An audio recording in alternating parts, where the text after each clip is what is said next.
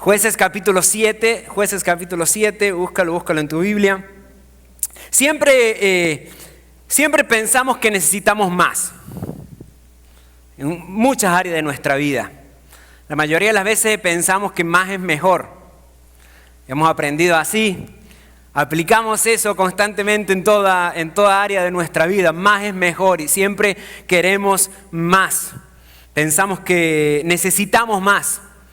Que necesitamos más dinero. El que diga que no necesita más está mintiendo. Necesitamos más tiempo, ¿verdad? Necesitamos más ayuda, más oportunidades, más recursos, más conexiones. Siempre en nuestra mente significa que más, o nuestra mente analiza de que más es mejor. Más posibilidades para poder lograr nuestras metas, lograr tus objetivos, lograr tus anhelos, tus sueños. Siempre pensamos o creemos que necesitamos más. Y en muchas áreas de nuestra vida sí es importante y más es tener más o hacer más o lograr más es mejor. Pero no siempre así es. Cuando hablamos, por ejemplo, de una guerra, de una batalla, de un ejército, la lógica humana nos dice de que es mejor tener más soldados, más tanques de guerra, más gente haciendo estrategias, más hombres ahí en el campo de batalla. Siempre pensamos que cuando se trata de la guerra, siempre es importante tener más. Pero hoy vamos a aprender una historia que posiblemente ya la conoces tú, pero vamos a estudiar una historia en la cual Dios hizo lo opuesto. Dios hizo lo opuesto a darle más a un ejército en el cual estaban a punto de entrar a una batalla. Cuando vamos leyendo la Biblia y llegamos allá al libro de Jueces y llegamos a Jueces capítulo 7, nos encontramos que Gedeón, ya voy a hablar acerca de él, que Gedeón estaba preparándose para una gran batalla. Gedeón y el pueblo de Israel estaban preparándose para una gran guerra. El libro del Antiguo Testamento está lleno de batallas. Estaba preparando para una gran batalla. Y en medio de esa preparación que están teniendo, vemos de que Dios mira a su ejército. Dios mira al ejército de Israel y dice, no, son muchos. Vamos a sacar algunos porque en realidad es muy numeroso el ejército que tenemos. Vamos a quitar a algunos del ejército y así es como vamos a ganar. Muchas veces, hay veces que para crecer no necesitamos más o no necesitamos sumar, sino que necesitamos que Dios o permitir que Dios reste o que Dios quite de nuestra vida. Que Dios nos vacíe un poco, nos quite un poco de tantas cosas que nosotros tenemos, llevamos, pensamientos, conceptos preconcebidos o cosas que tenemos. Muchas veces necesitamos que Dios quite para poder así crecer. Así como a una planta, aquellos que les gustan las plantas, okay, no aquellos que se le mueren, sino aquellos que les gusta la planta, muchas veces tienes que quitar esas hojitas secas para que pueda crecer la planta con más fuerza. Muchos de ustedes dicen, ahí está, por eso se me muere. Okay, muchas veces hay que quitar para poder crecer. No siempre más es mejor. Y hoy vamos a aprender eso. Dios nos dice de que menos siempre es más. Y ahí es donde llegamos a Jueces capítulo 7. Y vamos a leer esta historia que está buenísima. Vamos a leer una parte primero, después vamos a leer lo siguiente. Pero Jueces capítulo 7, versículo 1 al 7. Dice la palabra, entonces Jorobabal, es decir, Gedeón, salud. Salud, Paola. Entonces Jorobabal, es decir, Gedeón y su ejército se levantaron temprano y fueron hasta el manantial de Harod. El campamento de los ejércitos de Madián estaba al norte de ellos, en el valle cercano a la colina de Mor. Entonces el Señor le dijo a Gedeón, tienes demasiados guerreros contigo. Si dejo que todos ustedes peleen contra los madianitas, los israelitas se jactarán ante mí de que se salvaron con su propia fuerza. Por lo tanto, dile al pueblo, esto es Dios hablando, a todo aquel que le falte valentía y que tenga miedo, que abandone este monte y se vaya para su casa. Así que 22,000 de ellos se fueron a su casa y quedaron solo 10,000 dispuestos a pelear. Pero el Señor dijo a Gedeón, todavía son demasiados. Hazlos descender al manantial y yo los pondré a prueba para determinar quién irá contigo y quién no.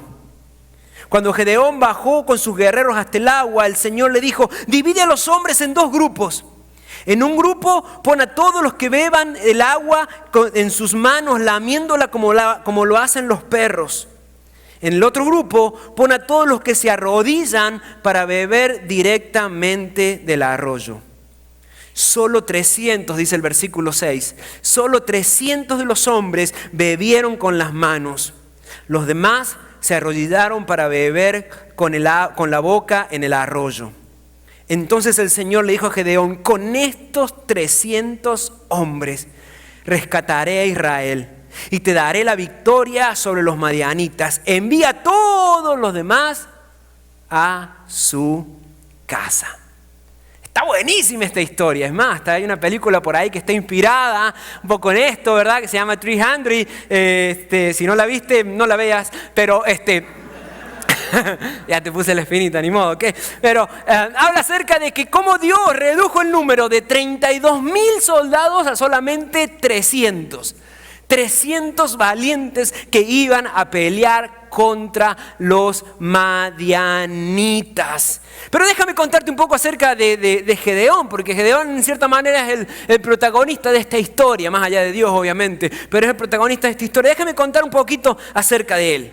Gedeón era un juez, no un juez como lo que nosotros conocemos ahora, sino que era un juez de Israel. Hubo una época alrededor de 300 o 350 años en donde no había rey en Israel. Antes de que asumiera el primer rey, que fue Saúl, hubo una época de 300 años en los cuales existían los jueces. Por eso tenemos el libro de jueces. Y hay diferentes jueces en la Biblia y Gedeón era uno de esos jueces, era el 5º juez. La época de los jueces fue una etapa de estabilidad, o mejor dicho, no fue una etapa de estabilidad, sino una etapa de mucho movimiento, donde el pueblo hacía las cosas malas, Dios levantaba a un juez, que por lo general era alguien guerrero, y el pueblo se volvía otra vez a Dios. Y Gedeón se lo conoce no tanto por esta historia, aunque sí es muy conocida también, sino que se lo conoce por unos versículos antes, en donde Gedeón le pide a Dios pruebas, de que le pruebe, le demuestre de que Él lo está llamando. Y es una historia bien bonita que lo puede leer en los capítulos anteriores de ahí. Pero Gedeón se lo caracteriza porque era una persona muy temerosa. El temor hacía de que él no tuviera la seguridad de que Dios lo estaba llamando y de que Dios iba a obrar a través de él. Muchas veces eso es lo que hace el temor en nuestra vida. El temor nos hace que esperemos a veces más confirmación de Dios, cuando en realidad Dios ya nos ha mandado o nos ha llamado a la acción. Muchas veces estamos esperando que Dios nos llame, Dios nos confirme, Dios nos diga, Dios nos hable, que se escuche una voz del cielo que nos hable, aunque sea por un sueño o lo que sea. Cuando Dios ya ha sido claro y nos ha llamado a que cumplamos con su palabra, que nos acerquemos a Él. Hay cosas que no se cuestionan y cosas por las cuales no hay que orar. Cosas que Dios ya ha dicho en su palabra, lo ha confirmado. Simplemente nos toca obedecer.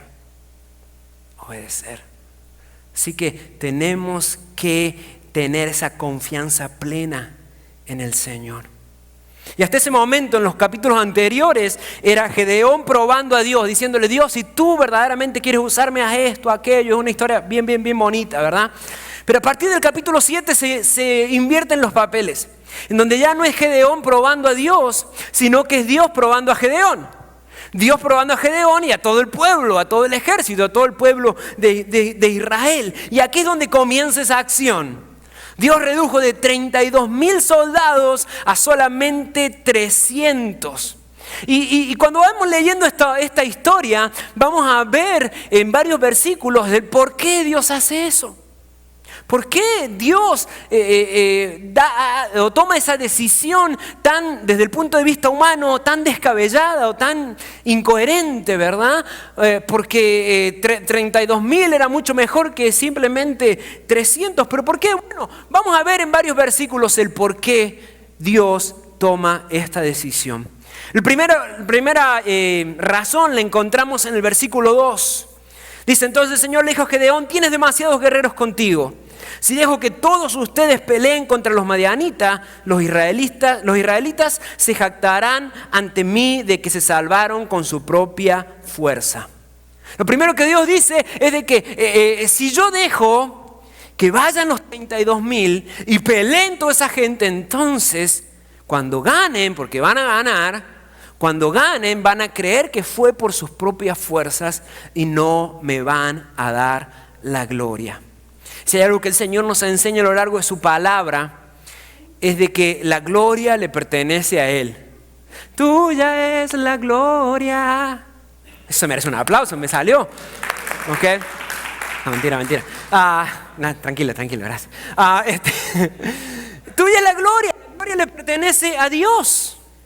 Pero nosotros como seres humanos no estamos, o no hemos aprendido, o no estamos cableados, podemos decir, el cerebro humano para darle la gloria al otro, si no estamos cableados, no encuentro otra palabra, programados, ¿verdad? Para nosotros buscar la gloria. Para creernos autosuficientes, para que me aplaudan, para que me digan, para que mi nombre esté ahí en lo más alto, para que se den cuenta, para que me agradezcan, para que se den cuenta de lo que yo hice. Eso es creerse autosuficiente. Es egoísmo y creerse autosuficiente. Y la autosuficiencia es el peor enemigo que el ser humano puede tener.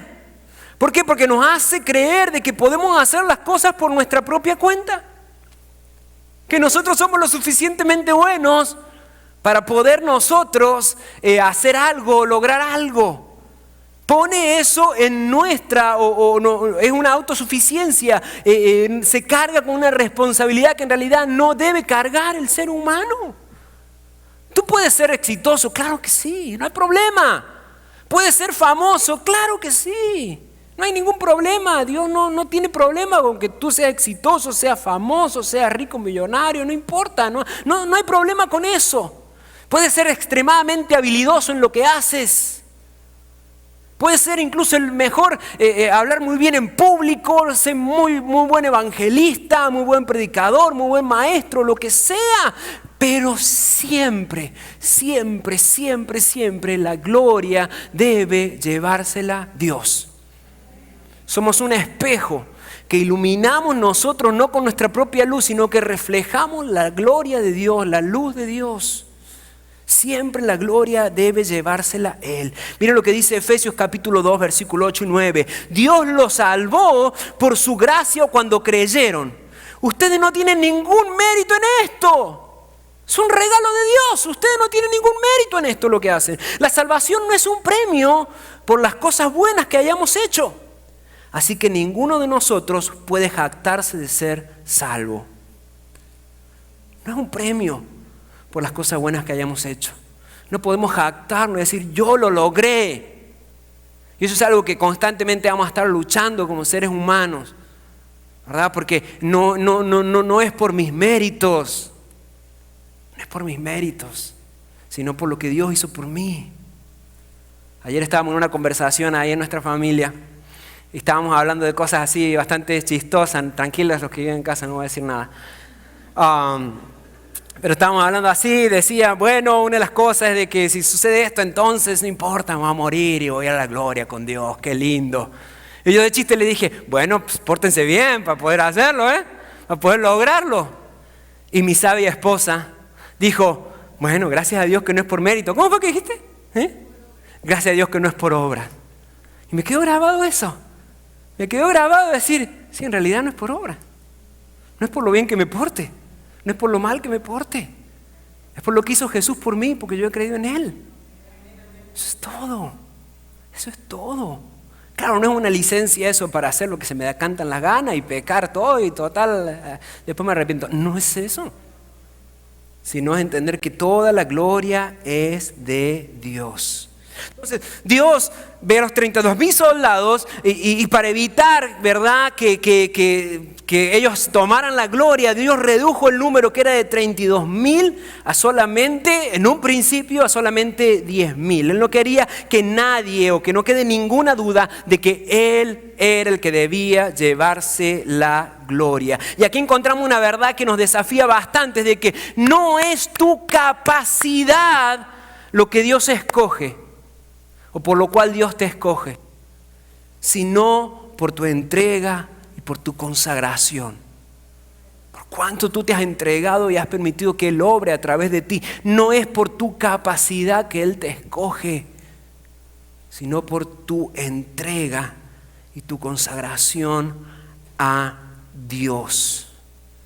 Antes de darle una gran victoria, o antes de darte a ti, Dios, una gran victoria, Él va a obrar primeramente en tu corazón.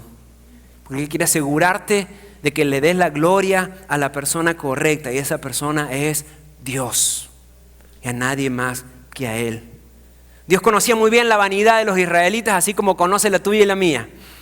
Conoce muy bien exactamente dónde está nuestro corazón, la vanidad que tenían los israelitas de tener un ejército muy poderoso, muy numeroso, pero sin embargo Él les reduce el número para que puedan darle gloria a Él. La gente cree que la victoria está en el poder, pero nos dice la palabra en Zacarías 4:6 de que no será por la fuerza ni por ningún poder, sino por mi espíritu, dice el Señor. Es por el Espíritu de Dios que logramos las cosas, es porque Dios está contigo. Si algo ha sucedido en tu vida, si algo ha pasado en tu vida, si algo has logrado en tu vida, sea un título universitario, un ascenso en el trabajo, una familia maravillosa, sea bienestar económico, sea sabiduría, sea lo que sea, ha sido por Dios. Ha sido porque Él está contigo, porque Él ha obrado a través de ti, y Él tiene un plan y un propósito exactamente con lo que Él está haciendo en tu vida. Pero luego sigue, mire el versículo 3. Versículo dice: por lo tanto, dile al pueblo, a todo aquel que le falte valentía y que tenga miedo, que abandone este monte y se vaya para su casa. Así que 22,000 de ellos se fueron a su casa y quedaron solo 10,000 dispuestos a pelear. Dios les dijo: bueno, vamos a reducir esto. Vamos a eliminar unos cuantos, ¿verdad? Y dice, bueno, vamos a empezar por lo básico, que aquellos que tengan miedo, para su casa. No hay drama, no hay rencor, no hay ningún problema. ¿Tienes miedo? Vete para tu casa. ¿No quieres estar aquí? Vete para tu casa. No hay ningún problema, ¿ok? ¿Y por qué Dios hace esto? Y fue bastante efectivo, ¿verdad? Porque 2/3, básicamente, más de 2/3 de todo el ejército se volvió para su casa porque no querían estar ahí. Tenían miedo y no querían estar ahí. ¿Pero por qué Dios hace esto? ¿Dios está en contra de los miedosos? ¿Dios no le gustan los miedosos? No. Primero, hay varias razones, pero quiero analizar dos el día de hoy. Lo primero es de que el miedo es muy, ¿cómo? Muy contagioso. Muy contagioso. El miedo es extremadamente contagioso. Alguien aterrorizado o alguien con temor, con miedo, no solamente afecta su vida, sino que afecta a todos los que están alrededor. Todos los que están alrededor, todos los que escuchan, todos los que comparten con esa persona, se contagian de ese miedo. Hay otra historia en la Biblia, cuando Dios envió a 12 espías a ver la tierra prometida, 2 volvieron con mucha fe y 10 volvieron llenos de miedo y contagiaron a todo el pueblo. Escúchate, todo el pueblo, toda una nación los contagió. Ninguno había estado allá de los otros miles, cientos de miles de personas. Ninguno había estado ahí, pero se contagiaron del miedo de unos pocos. ¿Por qué? Porque el miedo es muy contagioso. En una batalla, un hombre corriendo puede hacer que muchos otros corran y sin saber por qué. Es más, suena chistoso, pero ya después cuando leamos cómo terminó esta batalla, vamos a ver que eso fue exactamente lo que pasó con los enemigos. Ni siquiera sabían qué estaba pasando, estaban todos desorientados y vieron que corrieron para allá. Si tú corres, yo también corro. ¿No le ha pasado una vez? Están todos corriendo, bueno, yo también corro. ¿Qué pasa? No sé, no, pero yo... Porque el miedo se contagia. Una persona dominada por el temor puede transmitir derrota aún antes, sin ni siquiera que comience la batalla.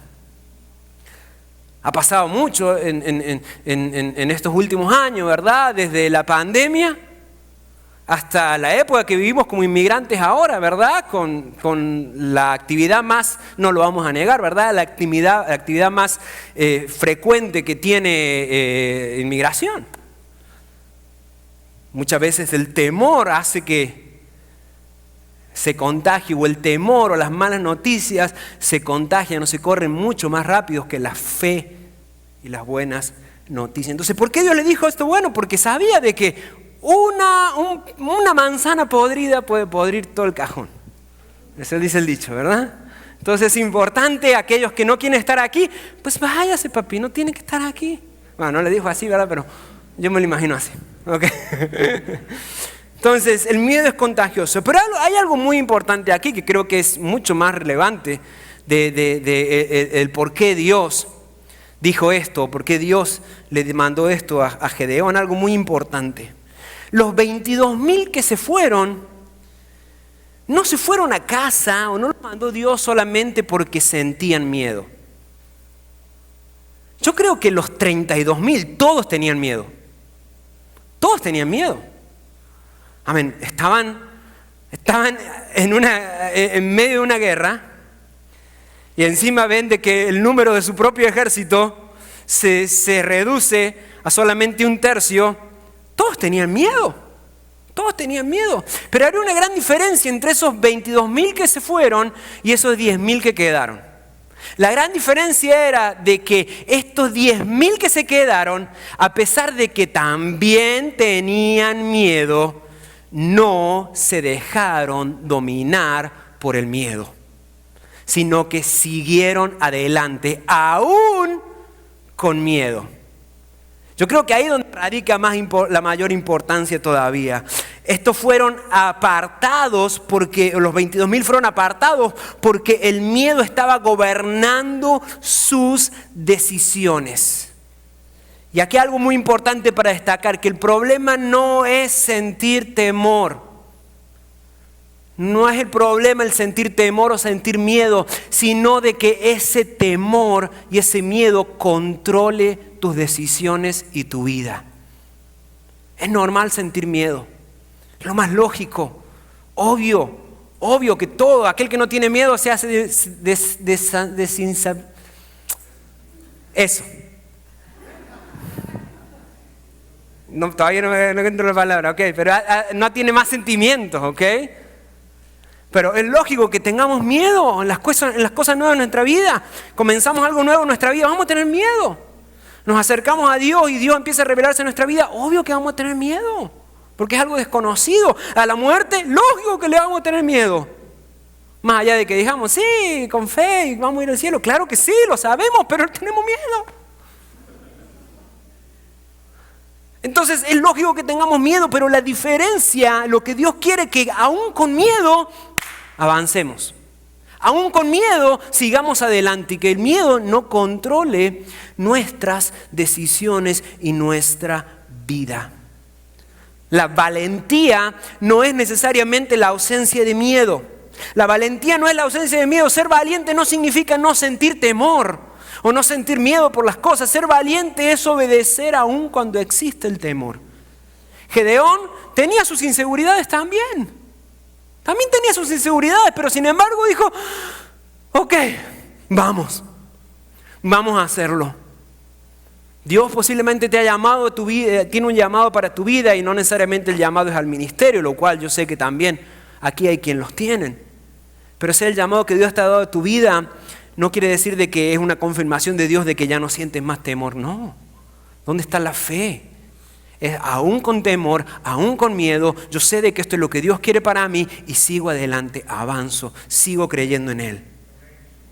Muchas veces el enemigo quiere distraernos para que no respondamos al llamado de Dios. Y esta frase me encantó, no es mía la próxima que lo voy a poner, sino que la encontré, me encantó. Me dice, el enemigo no necesita derrotarte si primero logra asustarte. Está buenísima. No necesita derrotarte. El enemigo con solamente que te diga ¡puh! ¡Ah! Y ya. No, pero tengo miedo. Okay. Eso es todo lo que necesita el enemigo. Ni siquiera necesita meter ideas en tu mente ni nada de eso. No. Solamente necesita asustarte. Si él primero logra asustarte, entonces ya te tiene en su bolsa, en su bolsillo. ¿Okay? Porque muchas veces el miedo saca a las personas de la batalla justo antes que la batalla comience. 22,000 se fueron. Esto hace ver que un gran porcentaje decidió no involucrarse, no quedarse en la batalla. Y esto se refleja en todas áreas de nuestra vida y en la iglesia también. En la iglesia se ve reflejado eso. Se ve reflejado, hay algo que se conoce como la ley del 80-20. Dice de que el 80% de las tareas dentro de una iglesia son realizadas por el 20% de las personas. O al revés lo ponemos. El 20% de las personas trabajan o sirven o se involucran para que sucedan el 80% de las cosas en una congregación. Y eso es estándar, podemos decir, en todas las congregaciones, incluyéndonos nosotros también. Son muy poquitas las personas que de pronto se involucran, son apenas un 20% que se involucran para que todo lo que sucede como iglesia suceda. No solamente los servicios, sino la oración durante la semana, las visitaciones, las llamadas, todo lo que sucede aquí. Entonces es importante que nos involucremos a servir, a participar, a ser usados por Dios. ¿Para qué? Para poder alcanzar más personas también. Entonces siempre sucede así.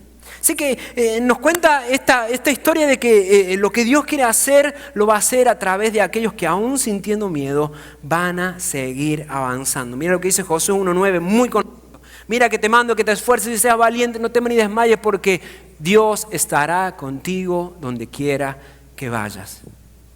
Esfuérzate y sé valiente. La valentía no radica en tus fuerzas, sino en saber que Dios está contigo. Eso es valentía.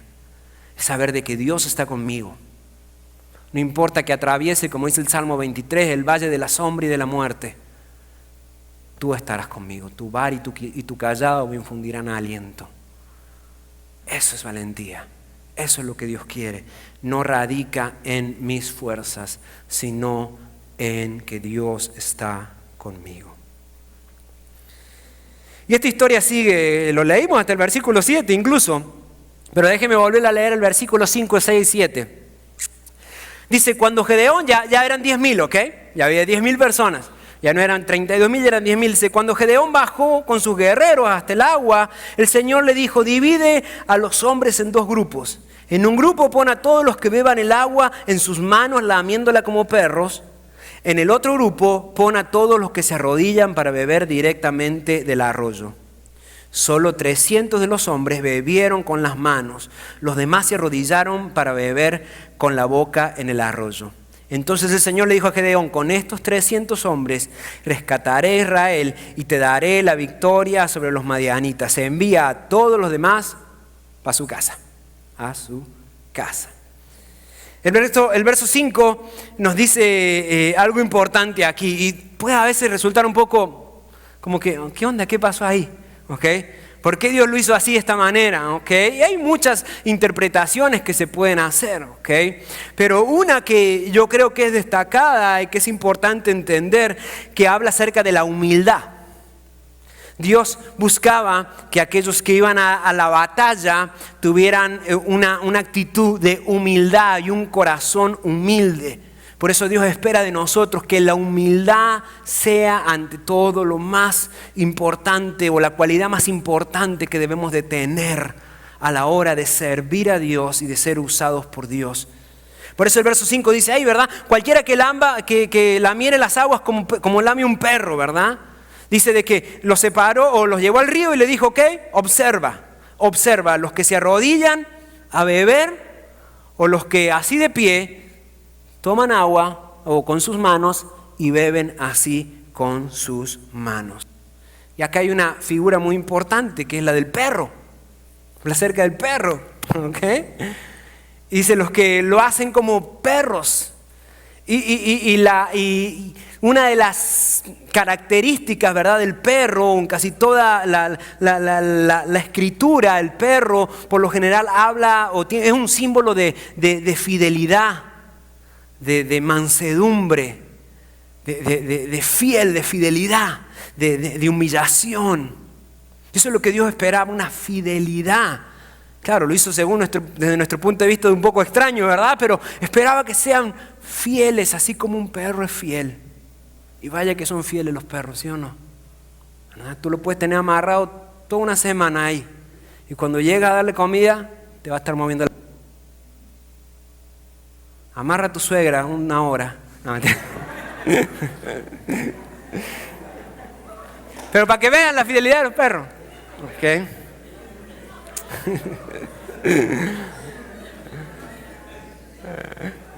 Dios espera que seamos fieles. Fieles. Fieles. Fieles. Y utiliza ese ejemplo. Ese ejemplo. ¿De qué manera la gente pudo hacerlo? Tomó con sus manos y bebió como si fuese un perro. Fíjate que nosotros podemos decir, bueno, tal vez si iba a escoger a los más humildes, entonces iba a escoger a los que se arrodillaron para tomar agua, porque el arrodillarse quiere decir humildad. Desde el punto de vista humano posiblemente sí. Desde el punto de vista físico posiblemente sí. Pero sin embargo, no desde el punto de vista de Dios. Fíjate que Dios no escogió a los que se arrodillaron. Cualquiera hubiese podido suponer eso. La enseñanza de Dios estaba enfocada de una manera distinta. El simple hecho de postrarse o de arrodillarse no necesariamente es un acto de humildad. No es un acto de humildad, sino un estilo de vida que uno lleva. Es verdaderamente la humildad. El estilo de vida que uno lleva es donde verdaderamente se ve reflejada la humildad. Entonces la humildad no es necesariamente una actitud física, sino del corazón. Sino del corazón. Dios siempre mira el corazón. A veces tachamos a una persona de humilde por cómo se viste, por cómo habla, por los estudios que tiene o no, por su comportamiento externo y nada más por su comportamiento externo. Pero no necesariamente por su corazón. Y Dios conoce el corazón. Dios conoce el corazón. La humildad no es una actitud física, sino del corazón. C.S. Lewis dijo algo que después se convirtió en un dicho muy famoso de él. Incluso hasta canciones también se han hecho. Dice, la humildad no es pensar menos de ti, sino pensar menos en ti. La humildad no es pensar menos de ti, es decir, hacerte menos, sino pensar menos en ti y pensar más en Él o en los demás. Esto también muestra esta actitud de quienes están ahí, de quienes tomaron el agua de pie, muestra de que Dios está esperando que siempre estemos alertas, atentos. Aún en esos momentos de descanso, estos soldados estaban atentos, aún en su break. Y Dios espera eso también. Dios espera que nosotros podamos estar atentos siempre, dispuestos a ser usados por Él. Después de esto, ahora el grupo de 32,000 pasaron a solamente 300. Solo 300 pasaron. Pero 300 de los buenos. 300 que verdaderamente iban a ser usados por Dios. ¿Sabes por qué? Porque a Dios no le impresionan los números. A Dios no le impresionan las cantidades. La matemática de Dios es muy diferente a la que nosotros usamos. A Dios no le impresionan los números, ni las cuentas bancarias muy grandes, ni las iglesias extremadamente grandes, ni los buenos músicos, ni los fabulosos predicadores. A Dios no le impresiona nada de eso. Nada de eso. Lo que le impresiona a Dios son los corazones sinceros. Sinceros que le sirven con humildad, que le dan la gloria a Él. Nosotros medimos muy diferente, ¿verdad? Como seres humanos. Medimos muy diferente como seres humanos. Incluso dentro de la iglesia. Medimos una iglesia exitosa por cuánta gente tiene, por cuánto dinero tiene, por cuántos misioneros envía, por números. Todos los pastores caemos en ese juego. Pero sin embargo, a Dios no le impresiona nada de eso. Dios no le impresiona nada de eso, sino los corazones sinceros que le sirven con humildad. Salmo 51:17 dice: el sacrificio que sí deseas es un espíritu quebrantado. Tú no rechazarás un corazón arrepentido y quebrantado, oh Dios. Dios nunca va a rechazar un corazón dispuesto a ser usado, rendido a Él. Y déjame decirte que cuando eso sucede en tu vida, cuando eso sucede en nuestra iglesia, cuando eso sucede en tu hogar, la victoria es segura. En el Señor la victoria es segura, no importa lo que emprendas, no importa lo que hagas, en el Señor la victoria es segura, la verdadera victoria es segura. Y acá donde viene el desenlace de esta historia. El desenlace de esta batalla, porque todo esto fue preparación, ¿verdad? Hasta aquí Dios alistándolos, preparándolos, ya están los 300, ok, entonces vamos ahora a pelear. ¿Y cómo terminó ese partido? ¿Cómo terminó esa batalla? Bueno, en el versículo 16 al 22 lo dice, y me encantaría que usted lo pueda leer también conmigo. Dice: así que dividió a los 300 hombres en 3 grupos, y le dio a cada hombre un cuerno de carnero y una vasija de barro con una antorcha adentro.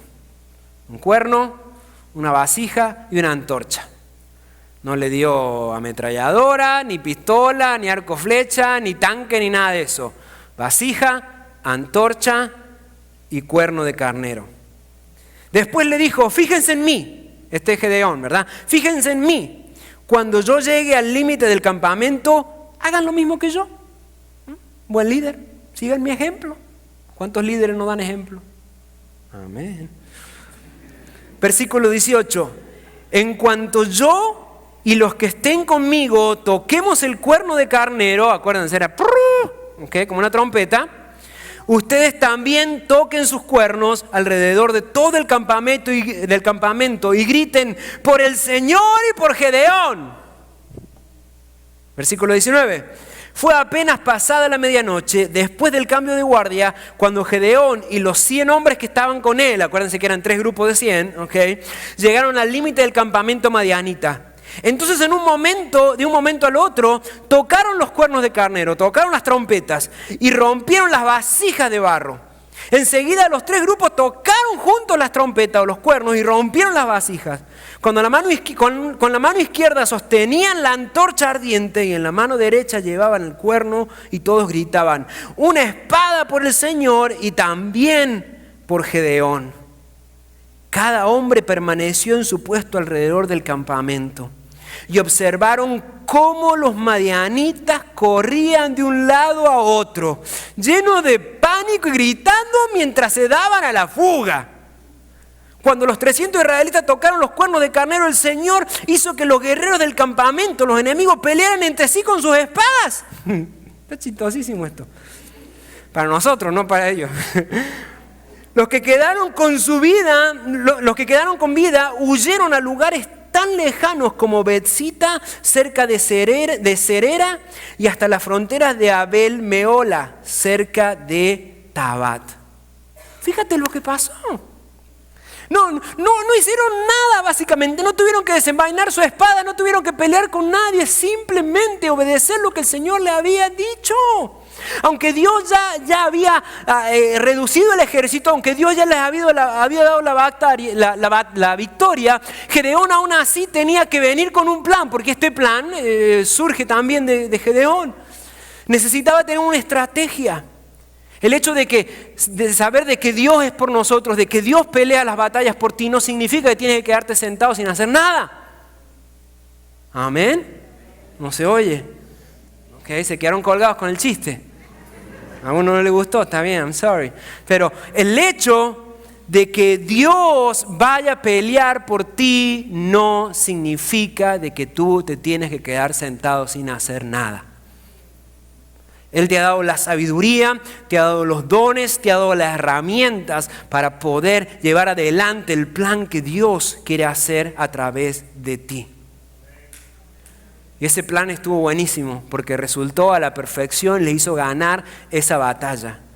Y no tenemos mucho tiempo, pero rápido quiero mencionarle esos 3 elementos y qué significan. Primero, la trompeta o el cuerno de carnero, que sonaba como una trompeta. A través de toda la escritura vemos de que ese es un símbolo de la voz de Dios, del mandato de Dios, ¿verdad? En su palabra dice voz de trompeta, con voz de trueno y voz de trompeta. Siempre la trompeta anunciaba, o el shofar, ¿verdad?, que es el cuerno de carnero, anunciaba la presencia de Dios.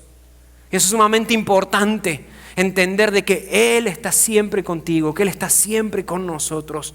Eso significa la trompeta. Luego dice que tenían una antorcha con una vasija de barro. La antorcha estaba encendida, no se pusieron ahí a encender la antorcha. Tenían la antorcha encendida, pero tenían una vasija de barro que cubría la antorcha. Eso era lo único que hacía la vasija, cubrir la antorcha para que no vean las luces. Es como tener la luz del teléfono, pero apagada. ¿Okay? Pero la tenían apagada y la antorcha representaba siempre la presencia de Dios. Representa la luz de Cristo. Yo soy la luz del mundo, dijo Jesús. Es más, en el Nuevo Testamento lo vuelve a decir, yo soy la luz del mundo, una luz. Tú no enciendes la luz, dice el libro de Mateo, tú no enciendes una luz y la pones debajo de un almudo, debajo de una canasta o la tapas con un cántaro. Sino al contrario, deja que la luz ilumine. La luz significa justamente, simboliza la presencia de Dios, la luz de Cristo. Y el cántaro, que ese recipiente que estaba cubriendo, ¿verdad?, representa a cada uno de nosotros, nuestra humanidad. Dice que de que los 300 soldados se presentaron frente a los enemigos e hicieron brillar la luz de Dios, brillar la presencia de Dios. Pero para que brille la presencia de Dios, tiene que morir mi hombre, tiene que morir mi humanidad. Tengo que morir al yo, tengo que ser quebrantado para que Cristo se refleje en mí. Para que Cristo se refleje a través de mi vida. Tenemos que ser rotos para que brille la luz de Cristo. Eso es lo que representa esa antorcha, ese cántaro quebrantado. El ejército de Gedeón simplemente observó cómo los otros se mataban. Como entre ellos huían, todos confundidos, y entre ellos se mataran. No hubo sangre sobre la cabeza de ninguno, ni las manos de ninguno de los 300 se llenó de sangre enemiga en ese día. El ejército de Gedeón simplemente observó como el ejército de Madián, que era muy poderoso, entraba en pánico, confusión y desorientados, se mataban entre ellos. Y unos pocos que quedaron huían bien lejos. Pero nos dice el verso 21 de que el ejército de Dios se mantuvo firme, sin moverse para nada. Se mantuvieron ahí según las indicaciones de Gedeón y las indicaciones de Dios. Ellos ya habían hecho su parte. Hasta ahí llegaba la parte que a ellos les tocaba. En donde donde ellos tenían que obedecer a Dios, ir, tocar la trompeta, romper las vasijas, quedarse ahí, gritar lo que tenían que gritar, pero de ahí en más no podían hacer más nada. ¿Qué iban a hacer 300 contra miles que había en el otro lado? No podían hacer nada. De igual manera nosotros, Dios nos manda a que le obedezcamos y que hagamos de nuestra parte. Lo que Dios nos pide es que hagamos lo posible. Que hagamos lo posible.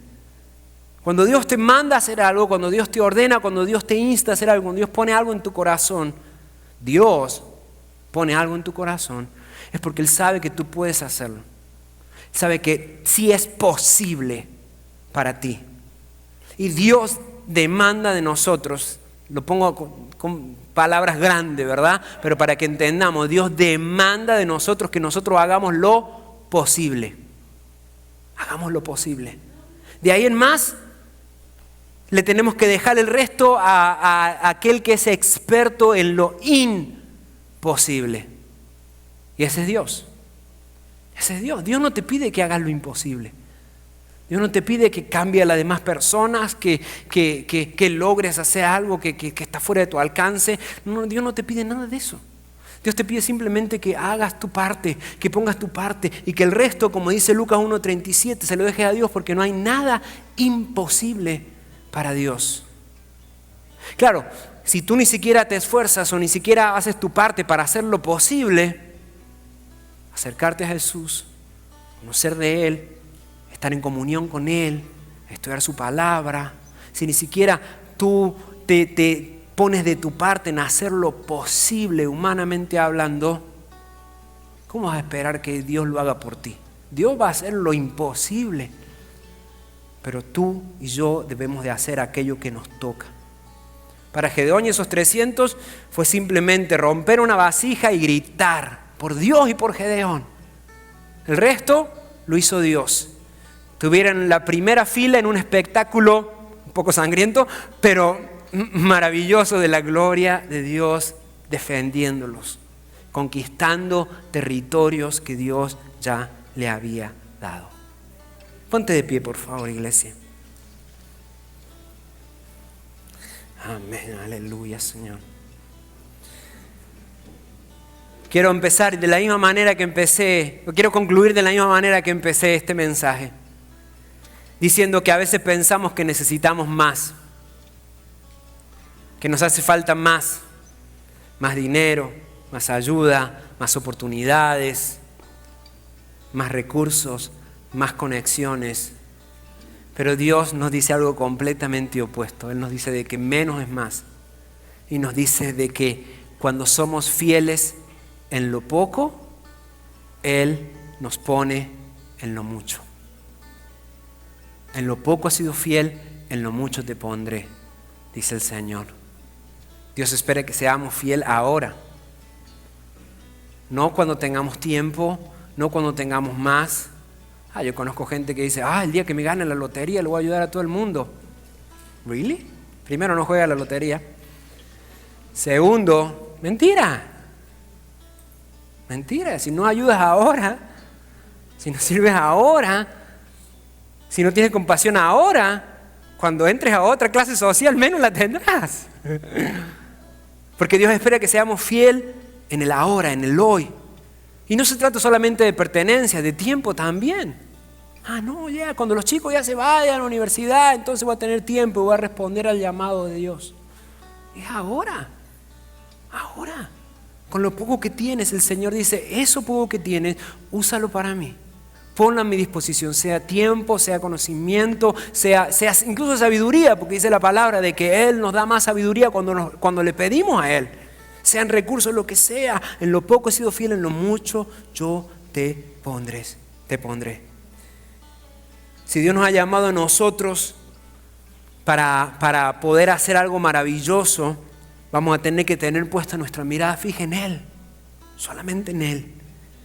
No importa cuán inmensa sea la tarea que tienes al frente, el desafío que te estás enfrentando, ya sea tú individualmente o como matrimonio, como hogar, como familia, como iglesia, en tu ministerio, en lo que sea. No importa cuán inmensa sea la labor o aparente sea la labor que tienes al frente. No importa cuán reducidos sean los recursos que tienes. Aún así, cuando Dios está o cuando estamos en Dios, la victoria es segura.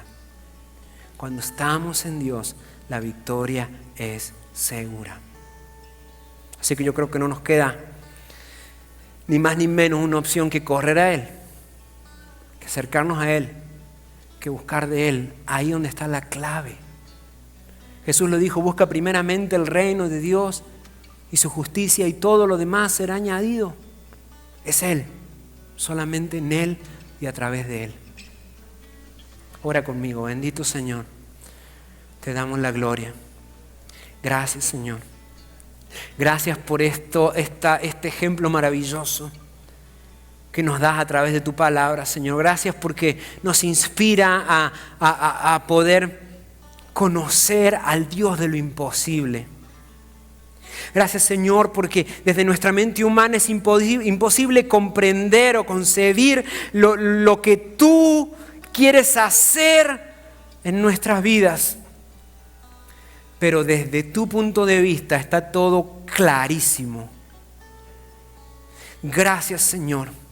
Señor, Espíritu Santo, que estás en cada uno de aquellos que hemos entregado nuestra vida a ti, Señor.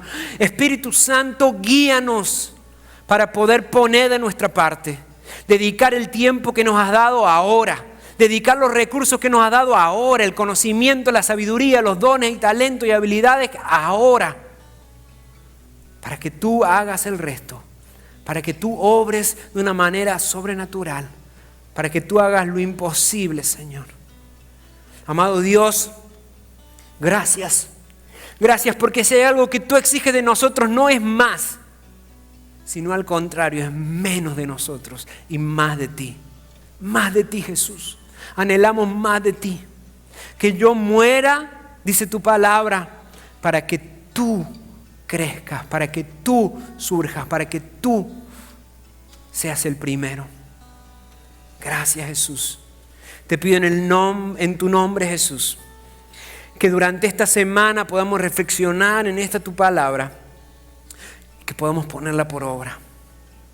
Podamos ponerla por obra, Señor, para poder así hacer siempre tu voluntad. Te damos la gloria y la honra en el nombre poderoso de Jesús. Amén y amén.